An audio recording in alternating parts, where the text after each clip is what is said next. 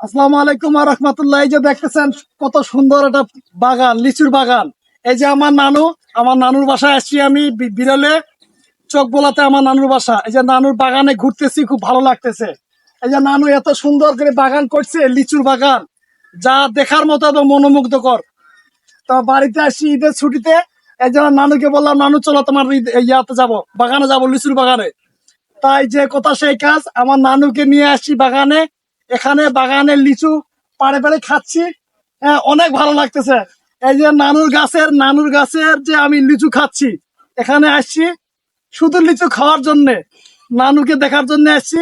পাশাপাশি নানুর অনেকটা বাগান, অনেক বড় বাগান। এই বাগানটা গোটাটাই দুই নানা নাতি মিলে আমরা ঘুরলাম, দেখলাম, ভালো লাগলো। আমার নানু দেখাইলো যে গাছগুলো দেখ।